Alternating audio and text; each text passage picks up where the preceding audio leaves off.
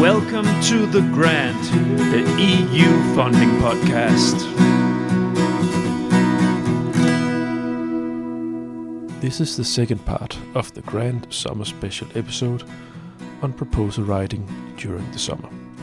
I have invited NGO-representative Ivana Todorovic and independent grant consultant Georg Melzer-Venturi into the virtual podcast studio for a panel discussion about this important subject. In the first half, we discussed the annual call circle and the Commission's responsibility for the deadlines, and we went through how different the proposal preparation process is during the summer compared to the rest of the year. Here, in the second half, we discuss the consequences for the mental and physical health, and we discuss how private consultancy business models and university framework conditions don't help at all with these problems. Finally, we give some advice, try to give some solutions on how to handle this as a proposal writer. Please enjoy.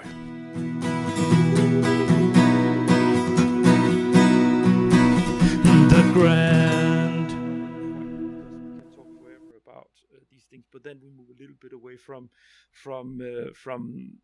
what we're going to talk about now. So now we're going to have a talk about the consequences, and what this is the whole motivation for the episode. You probably seen my banner to follow when I restart with the one with just because we've all been there, the one just lies with the head in front of the computer, and thinking about the one on the beach on the bike. This is not just about being on the beach, and it's not just having a crisis in front of the computer. This is the struggle is real. The summer struggle is real. If we first have the more, this is the more sort of bird's eye view. So summer, it is the most important season for most in terms of relaxation, right? This is when you pull the plug, you get finally some heat and sun on your body. You go on a holiday with your family or friends. You take time for yourself. That's what summer is about. Yeah? That's what it's all about. And what happens here is that you don't get that. It's very simple. If you write a proposal, that's not what you're getting. So there's no time for pulling the plug and reloading the batteries. That's that simple if you do proposals over the summer, full stop. Now the more serious elements here, that's the follow-up of that, or the consequence of this is that you will not have time for your family. So if you have a family, if you have kids, there will be a neglect because you will simply not have the time to spend time with the family. It's like this. How did you? So if I just throw it out to both of you, Ivana, do you have kids? No. So for you, it would be friends and reload your batteries. Yeah, and family. Yeah. So, are you close to your family? Oh yeah. Yeah. Yeah. Yes. So it's so this is also a real issue for you. Yeah.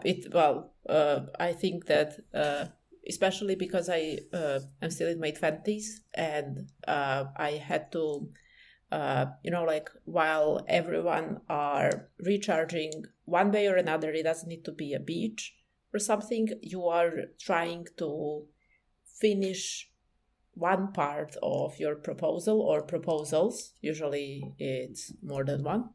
And then I think the summer is not the most complicated moment mentally for me. It's the end of the summer or beginning of the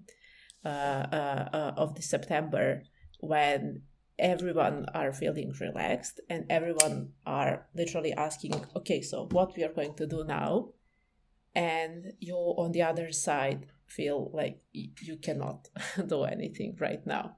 So that's the moment when you start to question, like, why did I this to myself? Or, to ask that kind of questions. For me, it's the worst part is the end of the August, I think, beginning of September, or after we submit a proposal, when you see that you literally burned yourself out to submit that. Yeah, that's summing it up very, very well, because you don't realize when it's going on.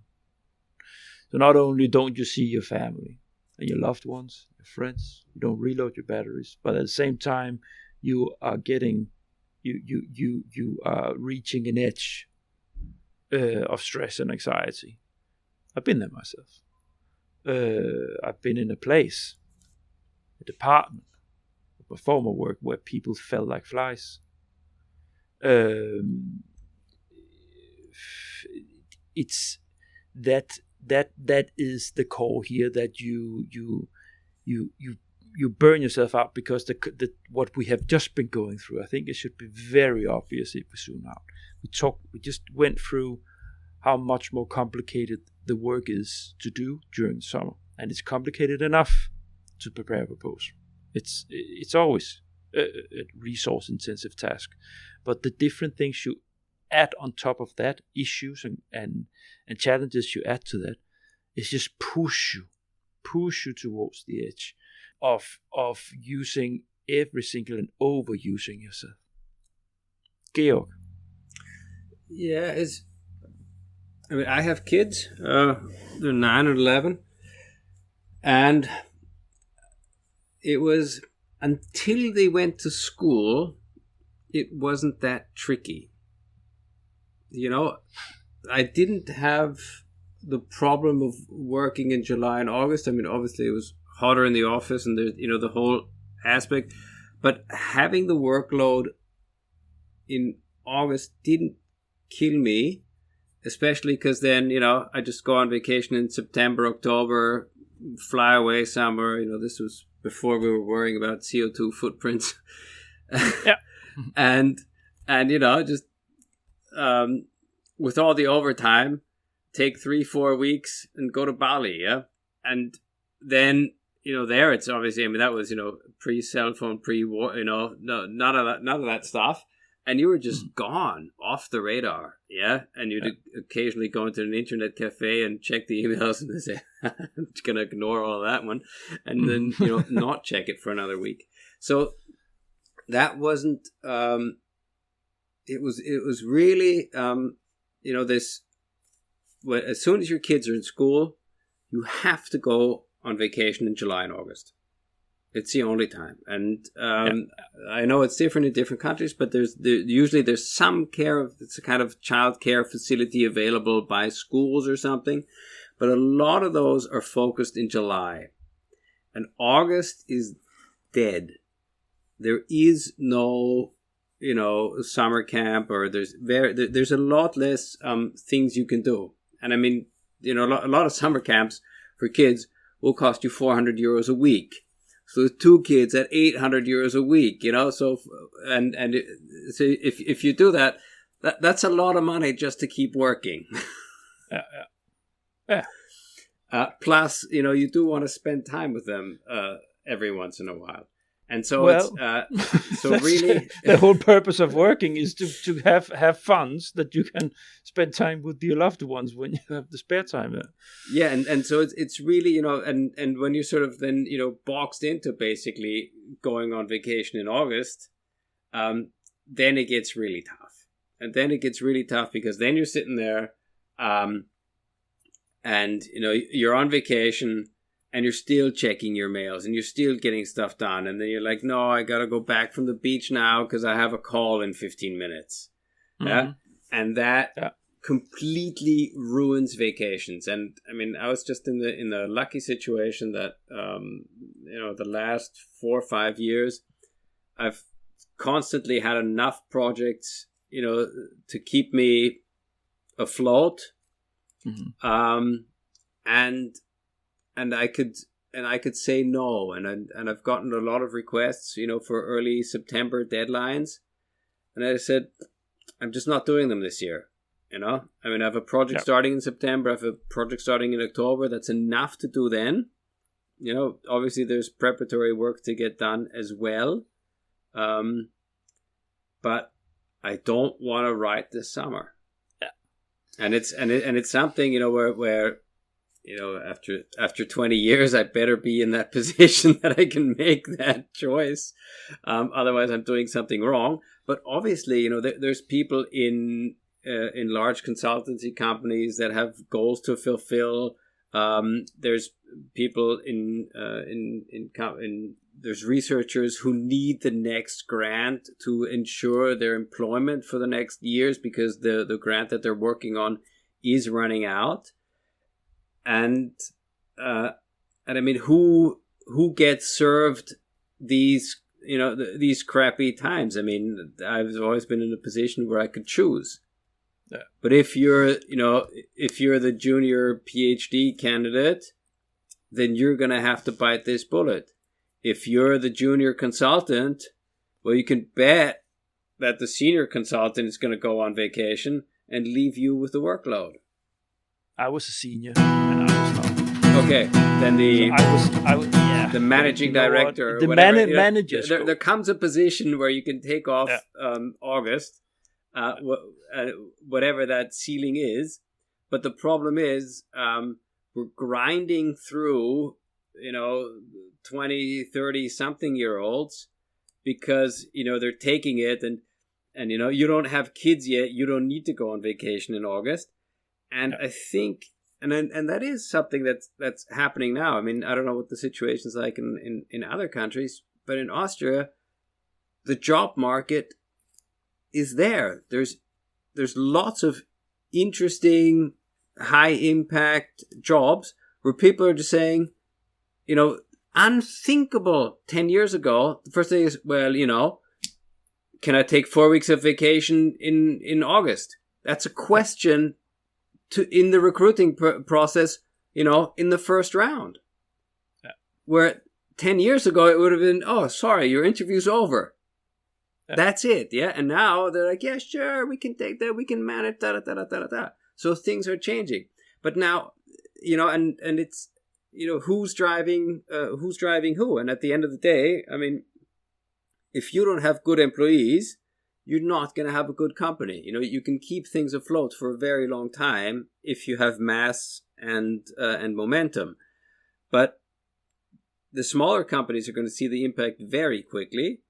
And if things don't change and we have lots of unhappy young professionals who are good at what they do, it's just going to be, it's not going to be, I think at the end of the day, what I think I'm saying is we can't just keep going as we're going. It's just not going to work.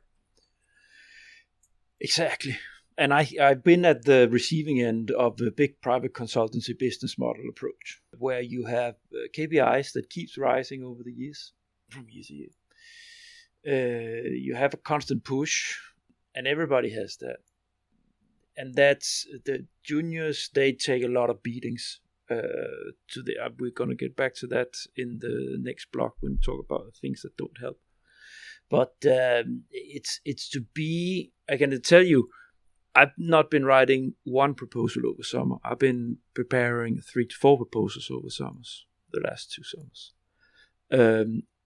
We worked in teams, in pairs, but I can reassure you that was not a choice. I would have, if I had to, I would have taken one or none at all over the summer, but it was not a choice because my KPIs forced me to do this. And that was just simple math. If I would supposed to reach with the things that I were working with, reaching those KPIs, so we would not have to look at my position if it would still need to be available, so to say, then I would need to follow that through. And it's extremely rough world to work in. I hate it. And it has scolded me to the extent that I can literally say I'm not going to be a private consultant within this business again. This is one of the reasons why I'm doing a podcast out of my heart. I have nobody telling me what to do. Because I love the field, I have a lot of experience, But the truth is that some of the managers there, they could as well do sausages or make bicycles, or they only looked at how much money I would make or we would make in the team. That was the main concern. So all the content, all the strong the research and innovation you work with, it never really talked about it. At the end of the day, you're like, what value did you create? It was the value of how much money we put into the pocket. Yeah, it's I don't like it. Yeah, but I mean, a very strong opinion. It's a for-profit company. I mean, that's what they do. I mean, it's a for-profit consulting company, and what counts is money. And I don't know if P&O is on the stock market, but at the end of the day, there's owners, be they stock owners or partners, and they want to see money. Yeah. But when you go into that company, or companies like that, you're going in because the salary is higher than if you go to the NGO.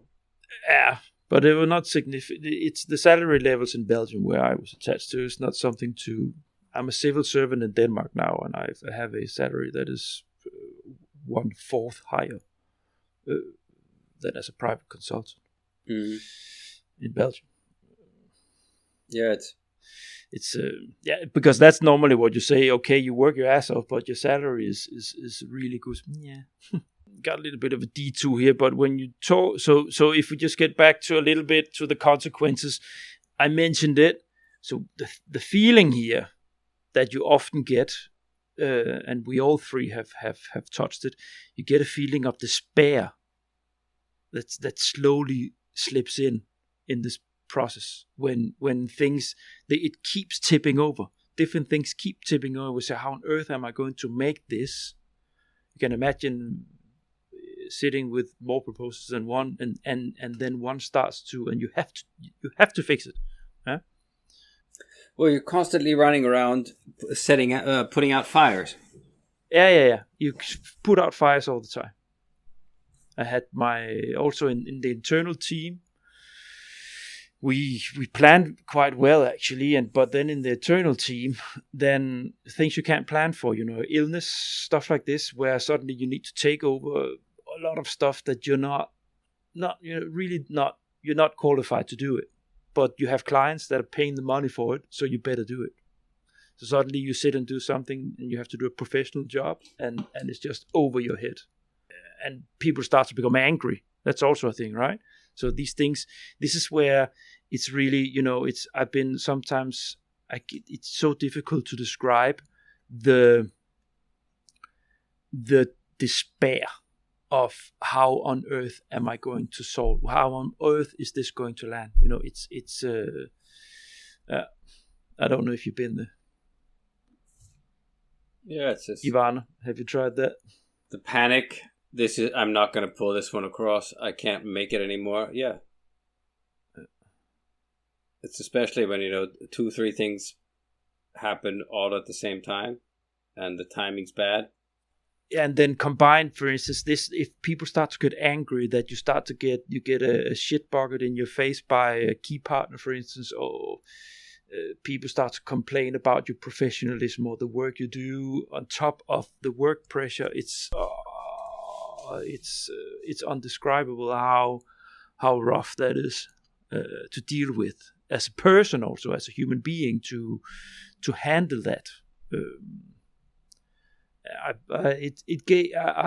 The last round I took before I left P&O, it put me to a near burnout. I didn't get a full one, but it took me quite some time to calm down on top of that. And I tried it also last year. The Green Deal calls, the horrible Green Deal calls. I did 3 simultaneous, 3 Green Deal calls. That was also, I think I broke down in tears after submission.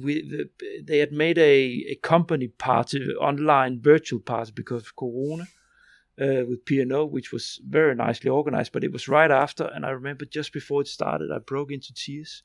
It's just, what the fuck am I doing this for? It's after submitting 3 proposals, with one of them being a very, very horrible process. Yeah. Did any of you reach sort of burnout stages, or where you had to take a break? Not yet. Georg? Working on it. Well, you lasted for long now. Yeah, but I think it sounds like you put yourself in a comfortable place. Yeah, I mean I was really, really lucky. I mean, I don't do a lot of proposals. I try to do 2, 3 a year, and then I usually get 1 or 2 of them, and so I'm really relaxed. And we had so your team is split into 2 organizations, one more strategic consulting and one more the operational consulting. And then I took over as full ownership of that entity. And that's obviously, when I was again, it was like starting over again.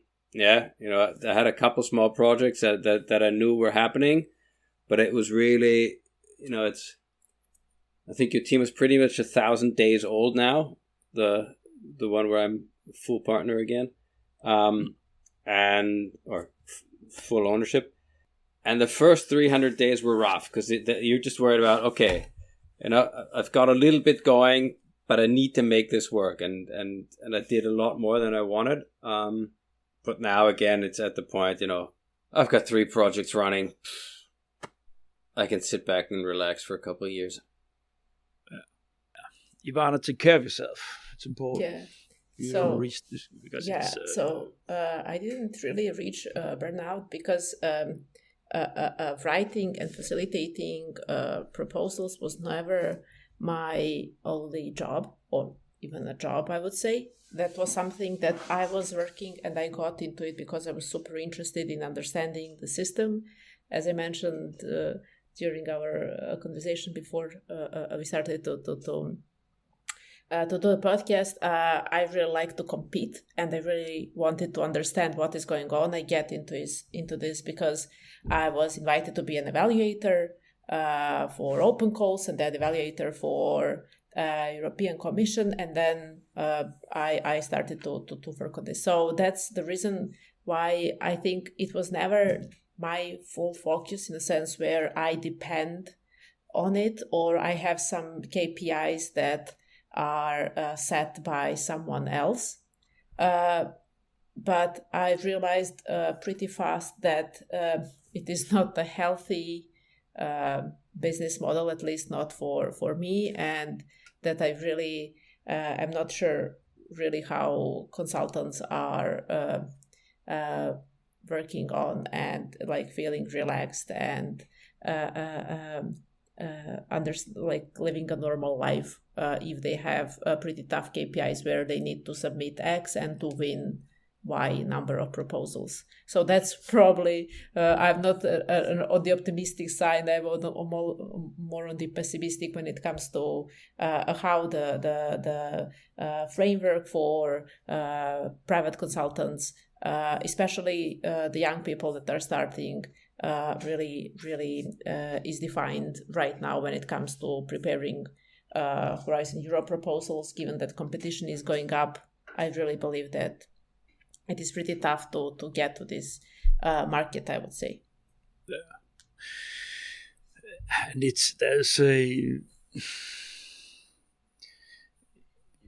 I think probably the sector will find, the private side of it, grant writers will find that young people, they don't really, as you said, Georg, that they're not going to take this kind of work anymore like this. They're not going to accept the conditions. I've, at least in Denmark, I know that it's very, very difficult to get people to apply for positions also with the knowledge sector. And then, so you get to ask much more demands as a work taker. And definitely people are not going to accept these kind of working conditions that you often put juniors on. It's not possible. And rightly so. I mean, I have to say, the stuff that was thrown at juniors, I mean, it's one thing, if you get €100,000 bonus every year, but if you're basically paying what everyone else is paying, then this whole promise, it'll get better in the future, that belief is gone. Yeah. Yeah. But that's at the end of the day, there's not a lot of respect for this kind of work, both on the taker side and giver side, so to say. It's not viewed as an expensive consultancy sector. So people, they are even dares to say, why do we have to pay you for something where we're not sure to get the funding? Stuff like this, you get these arguments. You also have heard a lot of them, Georg, throughout the years. What people dare to to question, within this sector, the value of the work that is presented. So that is obvious. If the works, if it's difficult to get people to do the work, then the price for preparing a proposal is going to rise. And the clients, they will have to pay. Yeah, but I mean, I've never really had an issue with the pricing, because at the end of the day, I say, well, there's 4, 6, 10 million euros on the table, and if I increase your chances by 10%, mathematically, that's worth $1 million on a 10 million project, and I'm only charging half of that.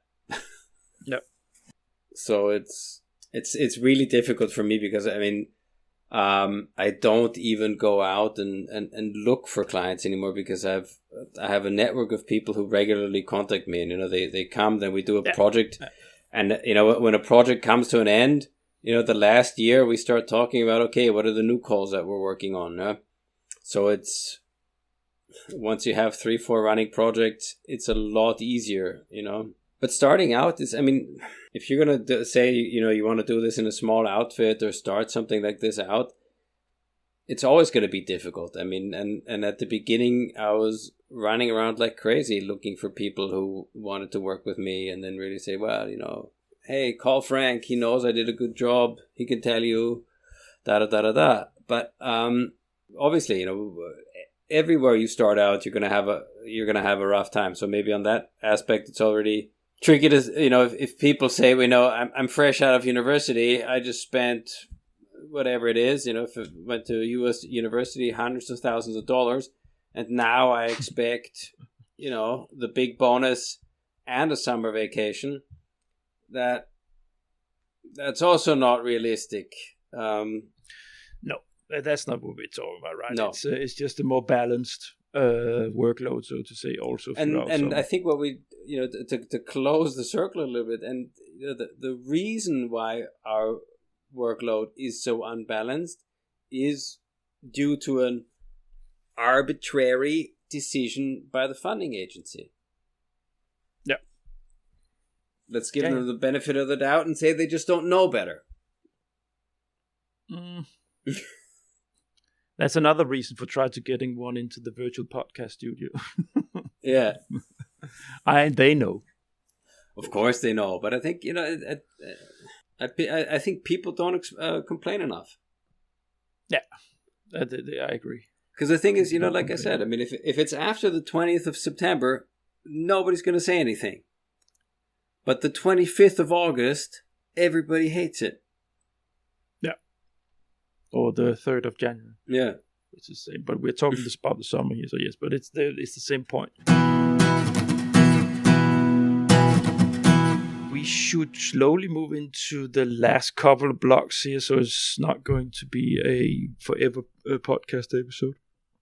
But we have actually, so in the blog, things that don't help, we actually have been talking about it. So the private consultancy business models, they don't help. And I'm not talking about you, because you managed a one-man band to structure your way out of it, and the way that you was also the years and experience and the winning proposals coming in and so on. But for the consultancy companies, bigger ones, these sizes, you have business models that are based on KPIs, or there's specific pricing towards the clients, or the different models that they use to earn their money on proposal writing. And from my experience and what I know from the sector is that there is a certain internal inertia of going down. It's you have different departments, and we talked a little bit about pricing, you and me, Georg, before in the pre-talk. And I think a big company, and some of them have managed to keep high prices, to try to lift it, so to say, or try to push it according to what it actually costs to develop a proposal, because some had gone too far low, the race to the bottom, having juniors making the rough part, and then the seniors coming in and doing the brush up, and then and it's unhealthy for everybody, because it's destroying. It doesn't help on the summer proposals if the pricing is a little on the low side, but then we have to do 3 or 4 at the same time to meet our KPIs for the department or for the individual consultant. And it destroys it doesn't help in an already very rough work process that it is to develop a proposal. They need to earn their money, I understand, and it's competition, so you need to get the lead in and so on. But actually, what I've heard lately is the positive, probably for consultancy companies, the positive thing for consultancy companies is that everybody is looking for consultants a lot. The demand is very high, is rising, which will have an effect on the price that they can the sector itself as a whole can charge. So it might be evening out as we speak. Then you have the universities. They always have a lack of manpower resources and financial resources. So they can't buy external services often. And they also need, so it's actually a triple, because they also need the funding, as you mentioned earlier, Georg, the funding for their research to continue. So it's a quite rough pressure, especially if you're not that experienced. The academic world is hard. It's a rough hierarchy to go up in, and I bet you that many of the younger employees there, they are being squeezed to do proposals, right? Oh, that was more of a solo. Do you have anything to add, the two of you? I might even be cutting this out because we have been talking about it. No, I mean, it's universities are stuck in a catch-22. Yeah, they don't have the money to buy expertise. They don't have the expertise in-house. They have lots of juniors that are competing for a tenure position. Yeah. And during that process, they just get squeezed. Which means that the good ones, I don't know. I mean, if I was in that position, I would leave as quickly as possible and go into the industry. And then it's just the ones who can't get an industry job and manage to somehow hang on who make it into the tenure track. But then what does that leave you at university? Because you want the best and the brightest at university. Yeah. And not, the best and the brightest in their field, and not the best and brightest proposal writers. And I know there's a couple universities in Austria that have put significant money into research support departments. Where they really have people who have expertise in writing, in project management, and they support their researchers. So the researcher does the researchy part, but they get in-house expertise. And I think that makes a lot of sense. Yeah. I mean, I think it's actually, it's a sign that something's going wrong if a university is constantly looking for outside consultancies. It's a little bit a matter of their own strategy of these things and how they approach it. I have strong strong universities in my network that has their own departments, quite big actually, project support offices that supports the researchers and so on. But then I have universities in my network that's where it's very scarce. It's where they. Yeah, but that's money well spent. I mean, spending money on proposal writing support, in-house or outsourcing. I mean, some universities even have internal funding programs to pay for the consultants. I'm not saying that's the best approach, but it is a better approach than basically telling the departments to sink or swim. I have decided already before I launched the podcast to have a specific corner for the universities.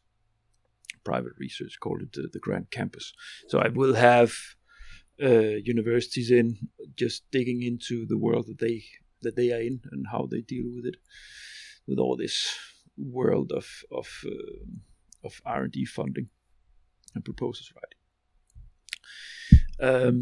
That to bridge or to wrap it up and then just move into the solutions part.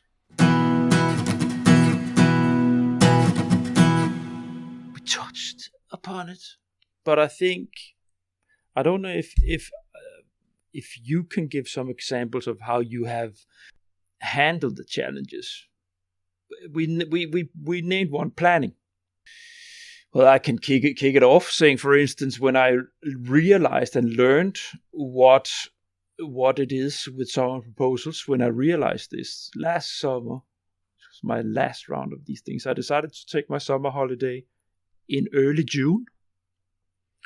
I had, based on my experiences with the proposal process, I said, then I have to prepare until a certain stage before I go on holiday. So I started very early when the drafts came out, because I was in a luxury position. I decided myself which ideas to pick and work together with university clients on. So I started very early and shaped it up as much as I could with the most of the consortia done for the 3 proposals I was doing.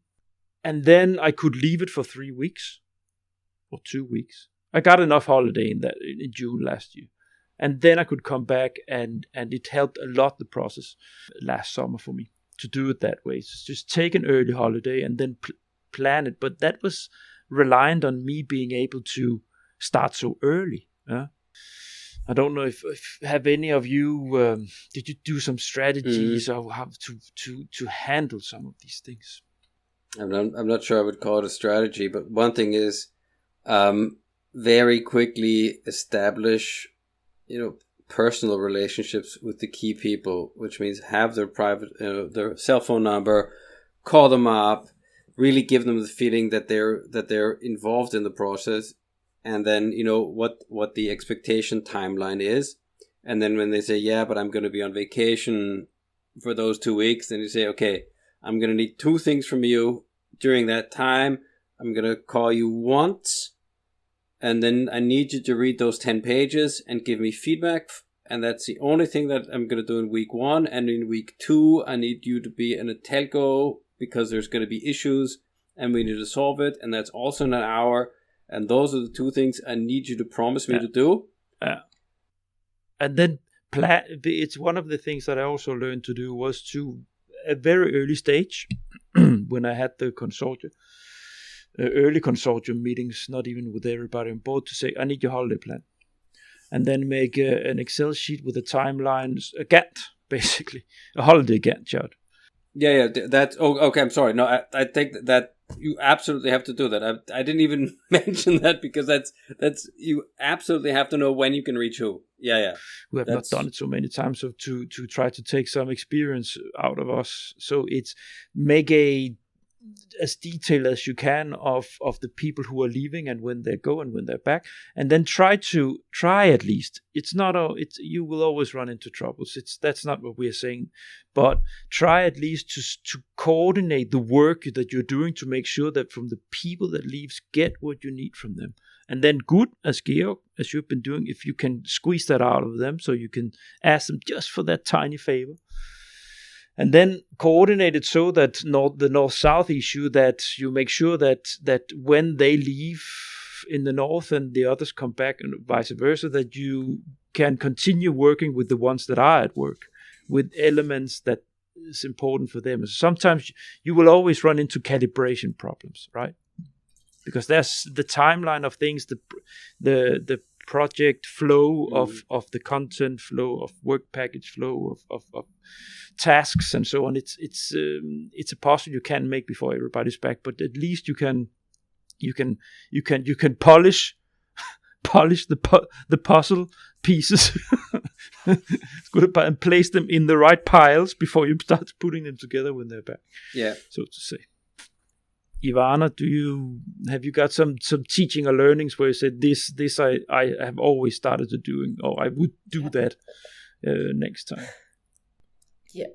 I tried a few times, like with just trying to get everyone on the same page, like understanding what is really important, because like literally it's about the education of the partners that don't have that much experience in this process, and so they really are aware how the process will look, because all of us have some idea how it will look, but usually it's not like that.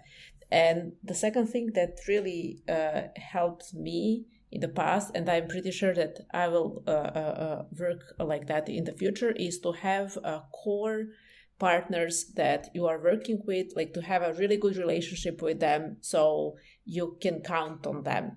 And it's like the same group of partners are just changing the proposals that they are doing, but at the end you have 3 to 4 partners that are there.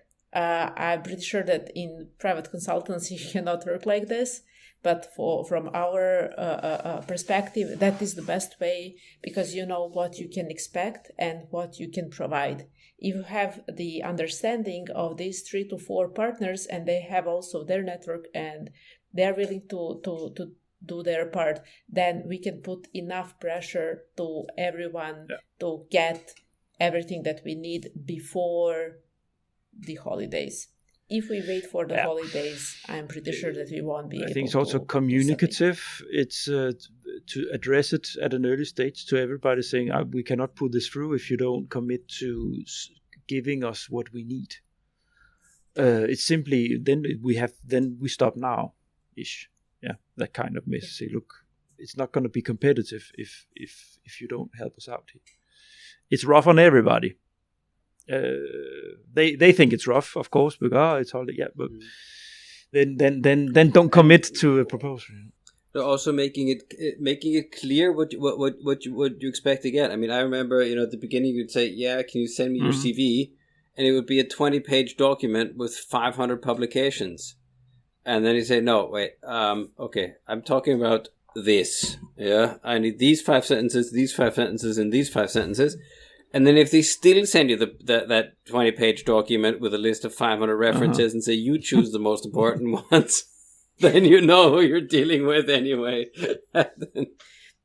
Yeah, regarding that, like I was preparing so many templates, like almost each proposal I would like redefine or change something with like very specific explanation what and how to fill the template, so I can get what I really need. Because as you Georg said, like usually, or if you ask for some part, like, okay, work package, you have partners that literally provide you, let's say, half of the page, and those who write like 5 pages, like whole methodology is there, impact is there, like everything that they have in your mind, and you're like, these are not the tasks, these are not the deliverables, like this is not what I need. So like giving the template, like, and having in mind that we are talking about summer, I think the most important part is get everything, not everything, but as much as you can, squeeze everyone to get as much as you can before summer.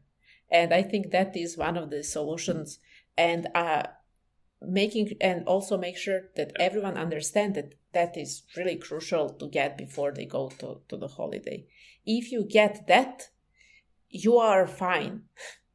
So not 100%, but you have something to work with and to work on. And if you don't have that, then to start collecting things and during end of June or beginning of July, like both of you have much more experience and you know how to do it. But like I personally, I wouldn't get into such thing by my own.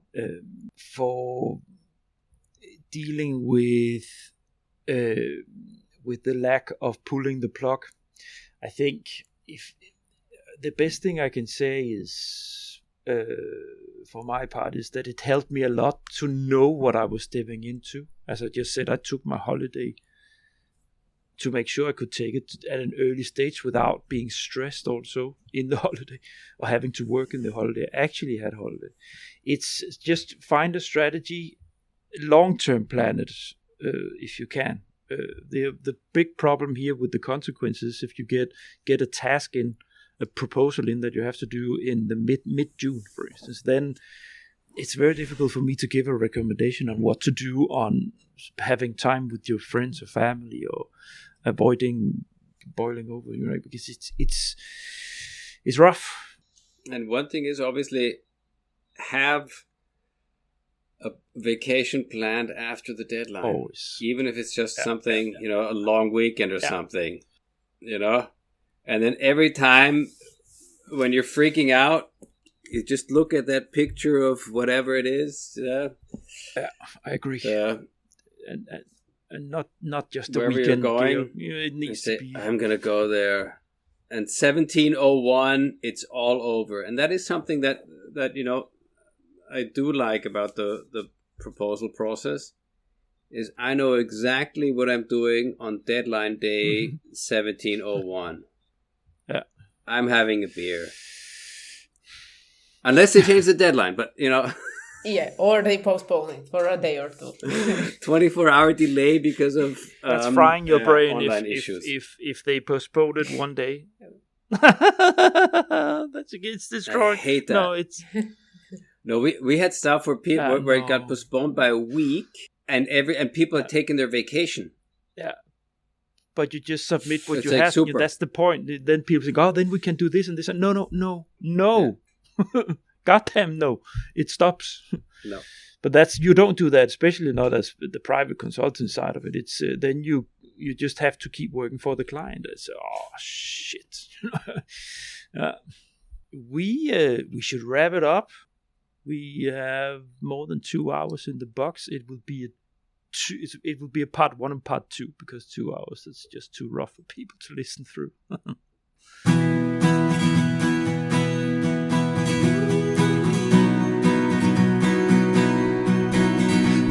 grand. Before we wrap it up,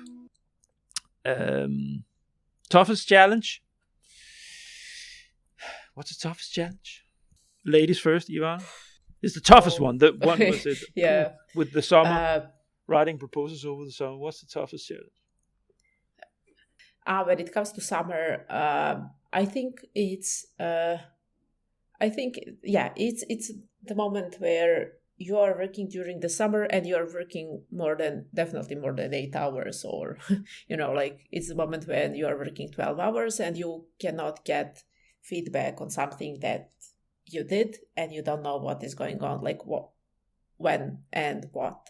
So it's probably the moment when you realize that you're in a vacuum on your own, trying to do something and not really seeing a support from partners, while your family, friends, your private life is definitely not where it should be. Indeed. Georg? I think the toughest part about summer deadlines is that you're forced to choose between spending time with your kids and spending time on your career. And that's a choice we shouldn't be, put up against. Yeah. That's also a extremely valid one. Toughest challenge. I think for me it's that your loved ones, they are just a shadow. combined with a cacophonic process that has so many layers of frustration and hardships that it all comes together, and you don't. It's a shitty process, and you don't see your family. So it's the combination of that just it just makes it. Every day is going to the grind. It's always good to leave on a positive note. No, I was going to say, but to add something positive, the good thing about summer deadlines is that occasionally you get the good news as a Christmas gift. Yeah. Sometimes it's a January late Christmas gift, or Hanukkah maybe then, or Orthodox Christmas. That's correct. No, we should be wrapping up. It's been first of all, it's been a very nice episode to do. Do you have any last words? Fine. Any last words? No, I mean famous last words. I think it's a really interesting. No, I think it's a really important question to ask. Why is this happening, and on whose backs are we riding this one out? Because life is full of trade-offs, and is this really the best trade-off that we're making here? It's Ivana, any last words? I have, and I think that we all need to talk more about this. And even if you Google something like summer writing proposals, you won't get anything. So I think that there is no there is no pressure, and also most of, as I mentioned the vacuum, most of the people feel like they're in the vacuum. So in order to change that, I really believe that this podcast is important. I think that we should find a way to talk more and to spread the word about the process and the challenges in order to change something, if we want to change for ourselves or for the people that are coming. Thank you. And this is one of the main motivations exactly for this episode. We need to talk about this. I would have loved that people had told me what it was like before I did. I would have loved for to know what I was stepping into, to understand from a general point of view that within this world, when you do these things, that's rough, you need to be aware. But no one is talking about it. Really, nobody is. So yeah, that's indeed, and I will continue on. It's also an idea of mine to make sure to address the tough parts of doing proposals. To have maybe some sub concepts of the podcast universe with writers club, or I don't know. I will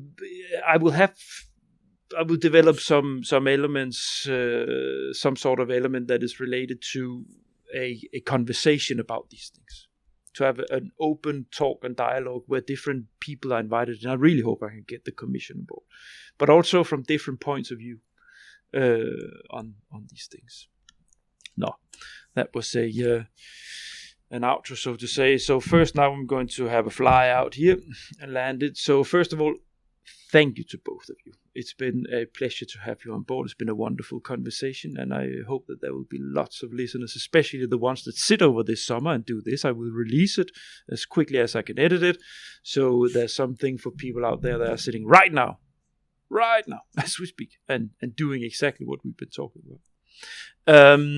For you, dear listeners, please, by all means, it's important for me to underline, go to my website. I developed a fine universe in there with the different podcast sections and the flow of podcasts coming up.